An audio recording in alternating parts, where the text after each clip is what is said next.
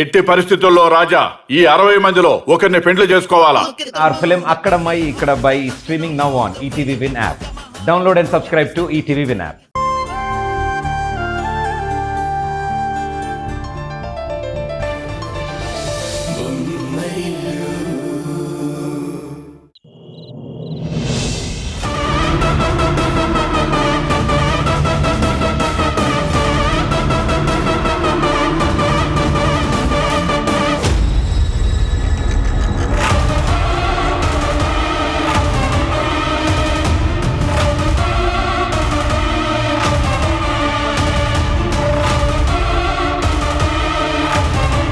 ఇంతేనా?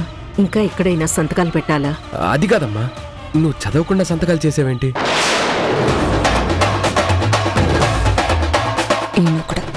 ఏ టైంలో ఏం మాట్లాడాలో తెలీదు. అంత ఇంపార్టెంట్ ఏమున్నాయిరా? ఏంటండి మీరు? మీకు పవర్ ఆఫ్ అటార్నీ ఇచ్చింది మీరు కంపెనీని ఎక్కడికో తీసుకెళ్తారని. ఇలా స్కూల్ పిల్లాళ్ళ మొత్తం అంతా చెప్తూ కూర్చుంటే పాపం అత్తయ్యకి టైం ఎక్కడుంటుంది చెప్పండి. ఇంకా చాలండి, పాపం అత్తయ్య మనసు అసలే బాలేదు. తనని ఒంటరిగా కూర్చొనిద్దాం పదండి. సంజయ్, మళ్ళీ మీరు గొడవ పడకూడదురా. ఒక్క కొడుకు దూరమైంది నేను. నా కళ్ళ ముందున్న 2 కొడుకులు మంచి అన్నదమ్ముల్లా ఉంటే ఆనందంగా బ్రతికేస్తాను. అత్తయ్య, ఆ బాధ్యత నాకు వదిలేయండి అత్తయ్య. కట్టుకున్న భర్తతో కారు అడవుల్లో ఉన్నా కానీ సీత కళ్ళెదుట ఉన్న లక్ష్మణుణ్ణి, అక్కడెక్కడో ఉన్న భరత శత్రుఘ్నుల్ని బిడ్డల్లాగే చూసుకుంది. పెద్ద కోడలంటే అమ్మ తర్వాత అమ్మ లాంటిదని అంటారు కదా. గుడ్ నైట్ అత్తయ్య.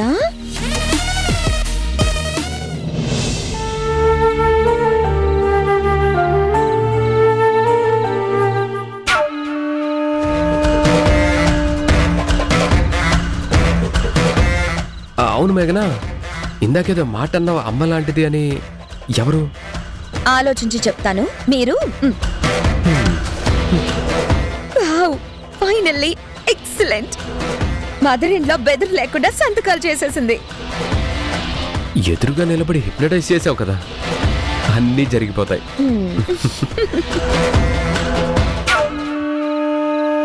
మొత్తానికి ఇంటి పెత్తనం నా చేతుల్లోకి వస్తుంది సంజయ్.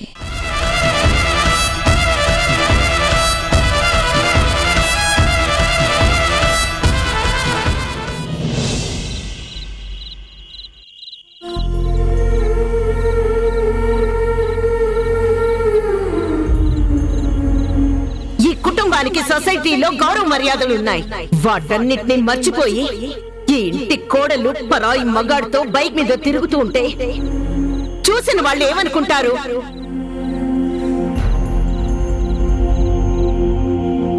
నువ్వు ఉషని వెళ్ళిపోమన్నావు, నేను ఉషతోనే వెళ్ళిపోతున్నాను.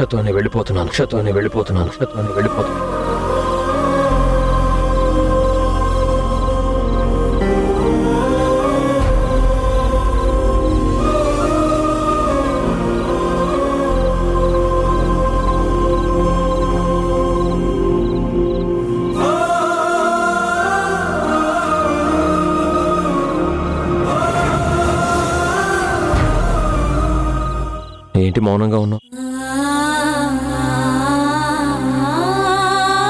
రాను రాను నాలోంచి నవ్వు ఆవిరైపోతోంది. ఈ ఆర్థిక సమస్యల వల్లే కదా? కాదు, మీలాంటి వారికి కూడా ఉద్యోగం దొరకడం లేదేంటా అని.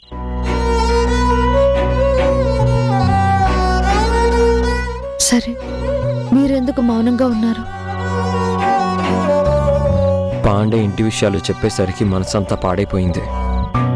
అవును, ఇంకోసారి చెప్పొద్దని మంచి పని చేశారు. ఇక్కడి కష్టం అక్కడ తెలిస్తే బాధ, అక్కడ బాధ ఇక్కడ తెలిస్తే కష్టం. ఎక్కడి మమతలు అక్కడే ఉండాలి. ఇలా బయటకు వచ్చిన తర్వాత తప్పు చేశామని మీకు ఎప్పుడైనా అనిపించిందా? నీకెందుకు అలా అనిపించింది? అంత పెద్ద కుటుంబంలో అపురూపంగా పెరిగారు కదా, వాళ్ళందరినీ వదిలి వచ్చేసాక తప్పకుండా గుర్తుకు రావాలి కదా. తప్పకుండా గుర్తుకొస్తారు, ముఖ్యంగా అమ్మ. ఎందుకో తెలుసా? ఎందుకు?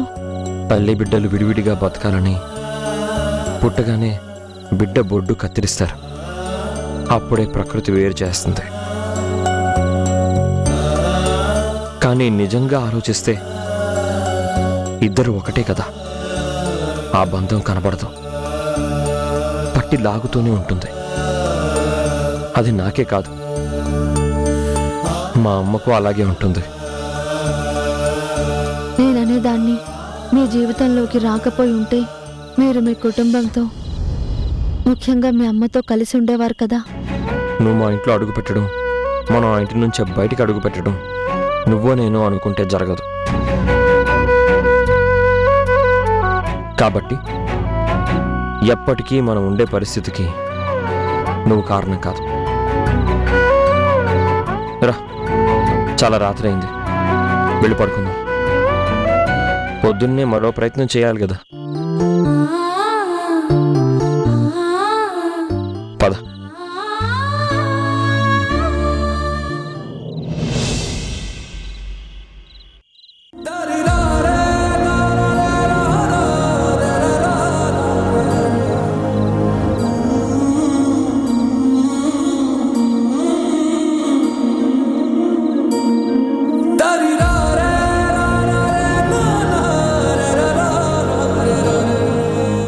మేఘనా, మీ అత్తయ్య గారిని భోజనానికి పిలిచావా? పిలిచాను మావయ్య గారు, ఆకలిగా లేదని అన్నారు. కిరణ్మయి, కిరణ్మయి,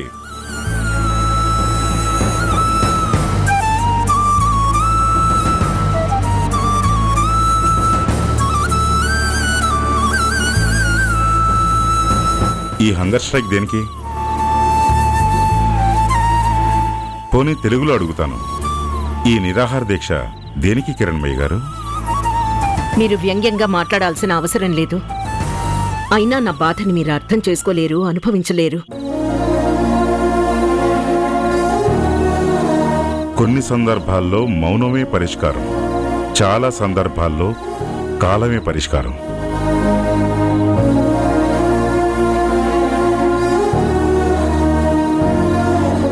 అలాగని నువ్వు తిండి తిప్పలు మానేస్తే చూస్తూ ఊరుకున్నాను అనుకో, నేను దుర్మార్గుడనని స్టాంప్ వేస్తారు. ఎవరో ఏదో అనుకుంటారని ఆలోచించే మనిషి కాదు మీరు. అలా ఆలోచించే వాళ్లే అయితే ఇప్పటిదాకా కిరణ్ ఆచూకీ తెలుసుకోకుండా ఉండేవారు కాదు. తెలుసుకుని ఏం చేయాలి? తప్పు చేశావురా అని మందలించి ఇంటికి తీసుకురావాలి. నీకు తప్పనిపించింది, వాడికి ఒప్పు అనిపించింది. అయినా ఏది తప్పో ఏది ఒప్పో మన అంతరాత్మ చెప్తూనే ఉంటుంది. తెలియదనటం ఆత్మవంచన. నన్నంటారు సరే, మీరేం చేశారు? కనీసం వాణ్ణి వెతికించారా? ఎక్కడున్నాడో వెతికించాల్సింది ఇక్కడి నుంచి గెంటేసిన వాళ్ళు.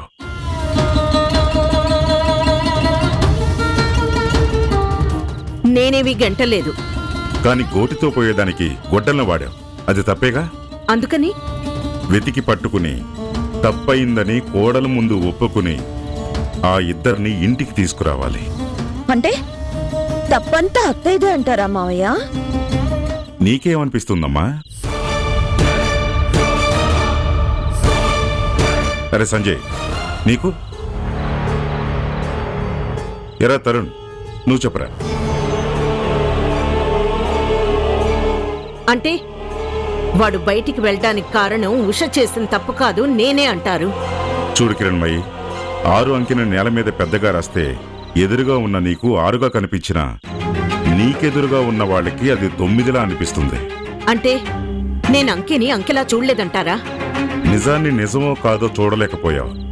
వయసు పెరిగే కొద్దీ అరుపులు తగ్గించుకోవాలి, ఆలోచన పెంచుకోవాలి. మీరు నన్ను అర్థం చేసుకుందంతే. ఎవరుండాల్సిన చోట్ల వాళ్ళుంటే ఈ ఇంటికి ఈ పరిస్థితి వచ్చేది కాదు. ఎవరి ఆకలి వారిది. పదండి భోంచేద్దాం. కానీ ఆ అమ్మ తినకుండా ఇలాగే తమ్ముడు లేకుండా ఎలా అని నువ్వు ఆలోచించుంటే ఇప్పుడు అమ్మ పరిస్థితి ఇలా ఉండేది కాదు కదా.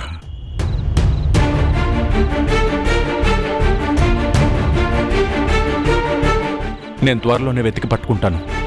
ఆ తర్వాత ఏం చేస్తావు? అరెస్ట్ చేస్తూ లోపల వేస్తావా? చూడు, మీ అమ్మ చిన్నప్పటి నుంచి కిరణ్ని ప్రేమతో అరెస్ట్ చేసి ఒక బంగారు పంజరంలో ఉంచింది. ఇప్పుడు ఉషా వచ్చిన తర్వాత వాడికి ఒక కొత్త ప్రపంచం, ఒక కొత్త జీవితం తెలిసింది. కాబట్టి అంతలా ప్రేమించిన వాడు ఉషతో బయటికి వెళ్ళిపోయాడు.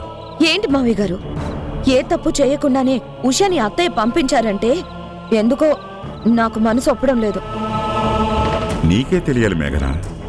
పెద్ద కోడలిగా నీకో విషయం చెప్పాలి. చెడ్డ పని చేస్తేనే కాదు, మంచి చేసిన వాళ్ళకి కూడా ఒక్కోసారి శిక్ష పడుతుంది.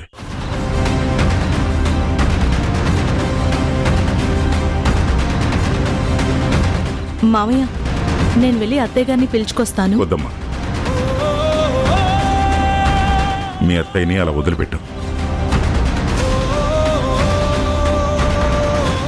ఆ బాధ, దుఃఖం కన్నీళ్ళ రూపంలో తన లోపల నుంచి బయటికి వస్తే తప్ప తనకి భారం తగ్గదు, మనిషిగా మారదు. నాకు ఆకలిగా ఉంది.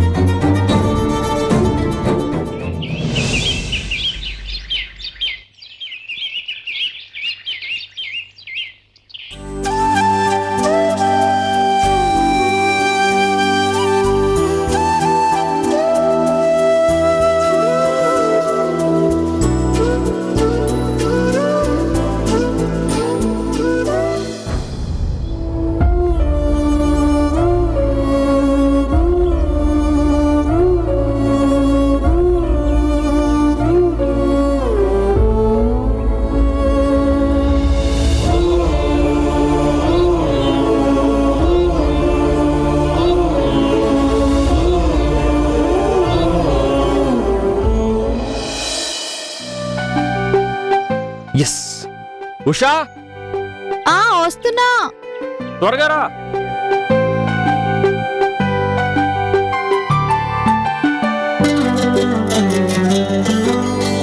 ఉషా త్వరగా రా.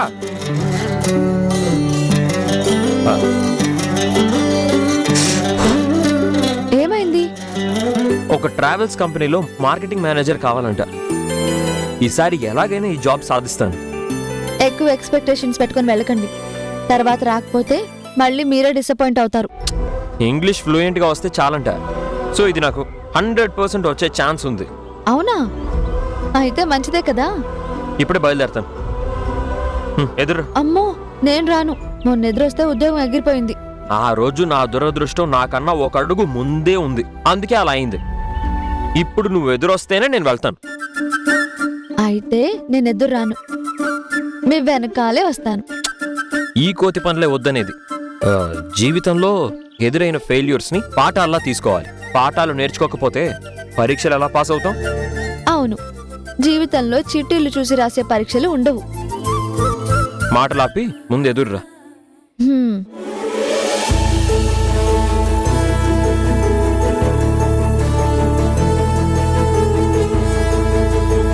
రండి.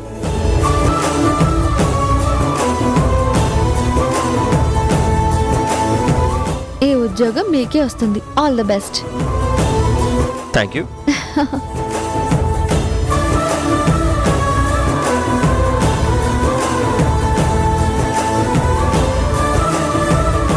Bye.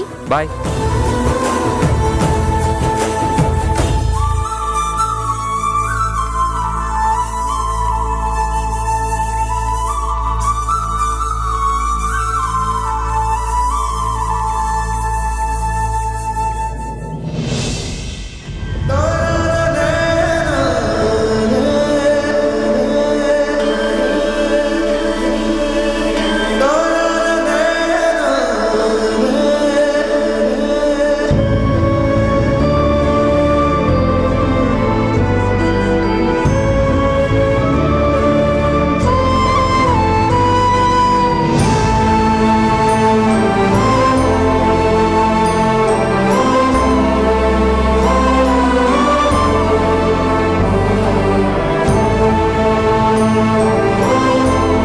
Excuse me sir, Jubilee Hills కి ఏ నెంబర్ బస్ వెళ్తుంది? బస్కి నెంబర్లుంటాయా? పైన పేర్లే రాసుంటాయి కదా. ఇప్పుడే వేరే గ్రహం నుంచి దిగి వచ్చినట్టు మాట్లాడుతున్నారేంటి? అంటే నేను ఎప్పుడు సిటీ బస్ ఎక్కలేదు. మరి నువ్వు ఇక్కడ ఎయిర్ బస్ కోసం నిలబడ్డావా ఏంటో?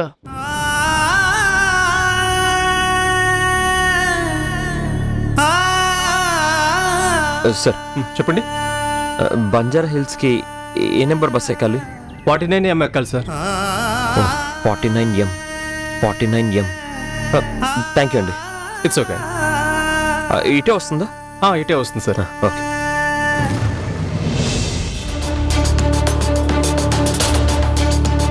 సార్ మీరేంటి ఇక్కడ ఉన్నారు?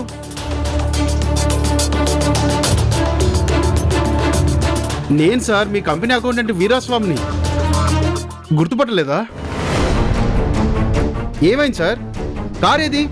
ఇక్కడ ఎందుకు ఉన్నారు? ఏం లేదు. చెప్పండి సార్. చార్టెడ్ ఫ్లైట్ కొనే స్తోమతున్న మీరు బస్ కోసం నిల్చోవడం ఏంటి? సార్ అందుకేనా ఎప్పుడు బస్ ఎక్కలేదని చెప్పారు. సారీ సార్, మిమ్మల్ని అపార్థం చేసుకున్నాను. It's okay. చెప్పండి సార్, ఎక్కడికైనా వెళ్ళాలా? ఏం లేదు, మీరు వెళ్ళండి. ఆటో సార్ మీరు వెళ్ళండి. పోనీ అయ్యా. ఆయన చాలాసేపటి నుంచి బస్సు కోసం వెయిట్ చేస్తున్నారు. అవునా?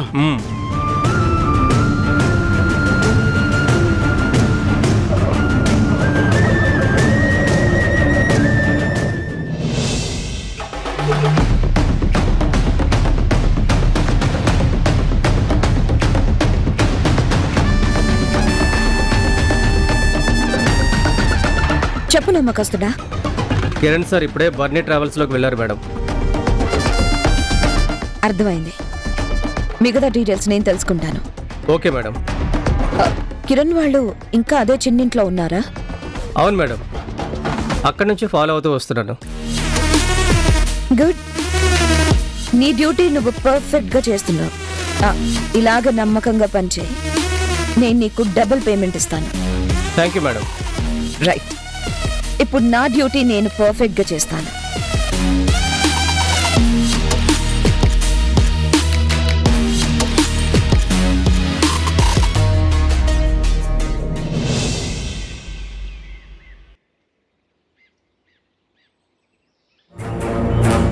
అదేంటి ఇంకా మీకు మెటీరియల్ చేరకపోవటం ఏంటి? సరే, నేను ఇంగ్లాండ్ నుంచి మొన్నే వచ్చాను. ఎందుకు సప్లై ఆగిందో తెలుసుకుని వెంటనే పంపించి ఏర్పాటు చేస్తాను. You don't worry, I will take care of it.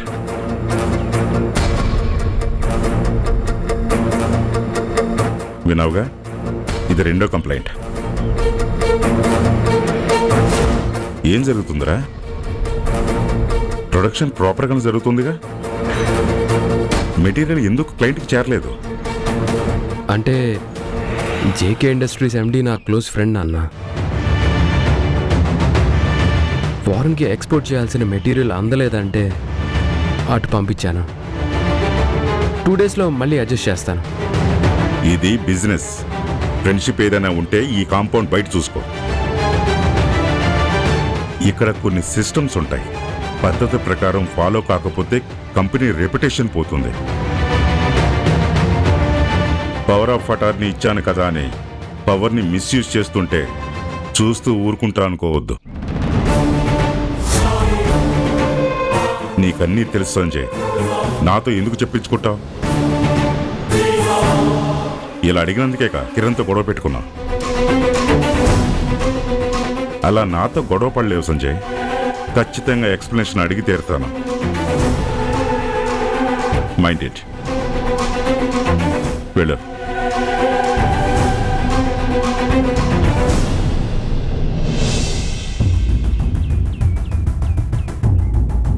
ఆగు.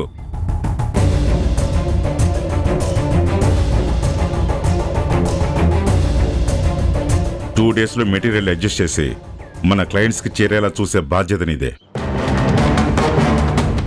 2 డేస్లో మళ్ళీ నేను చెక్ చేస్తాను.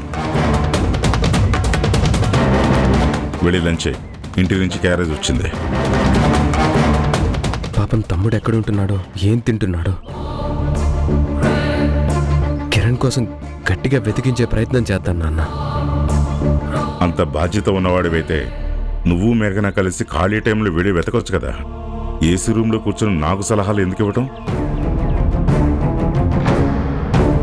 వాడు వెళ్ళటానికి చాలా కారణాలున్నాయి, అవన్నీ నీకు తెలుసు. ఎందుకు నన్ను కదిలిస్తావు? వెళ్ళు.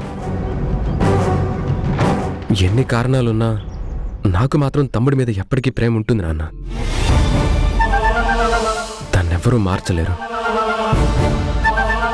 ఏ కారణం ఎప్పటికీ మార్చలేదు.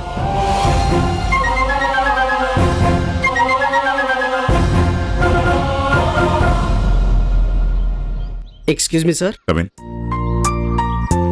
ఈ ఫైల్ మీద ఒక సంతకం చేయండి సార్.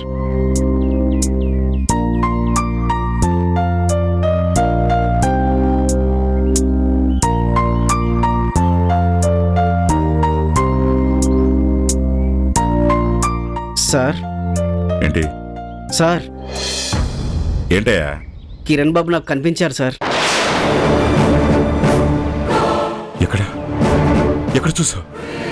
బస్ స్టాండ్లో మండుటెండలో బస్ కోసం ఎదురు చూస్తూ నిలబడ్డారు సార్. నేను పలకరిస్తున్నా వినిపించుకోకుండా ఆటో ఎక్కి వెళ్ళిపోయారు సార్. యువరాజు లాంటి కిరణ్ బాబు గారికి ఆ పరిస్థితి ఏంటి సార్?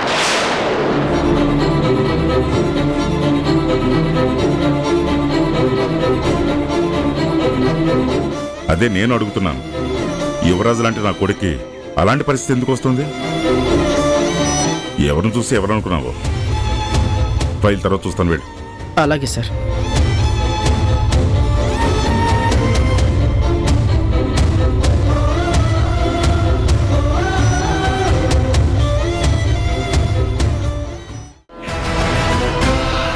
ఏంటి ఇలా వచ్చారు? అసలు ఉషా ఇది మీ ఇంటికి రాలేదా? మా ఇంటికి రావడం ఏంటమ్మా? ఇక్కడ లేదా? మీ కూతురు భర్త ఉండగానే ఇంకొకరితో తిరుగుతోంది. బయటికి నెట్టేశారు. పద్ధతి సంస్కారం లేకుండా ఎలా పెంచారు మీ కూతుర్ని?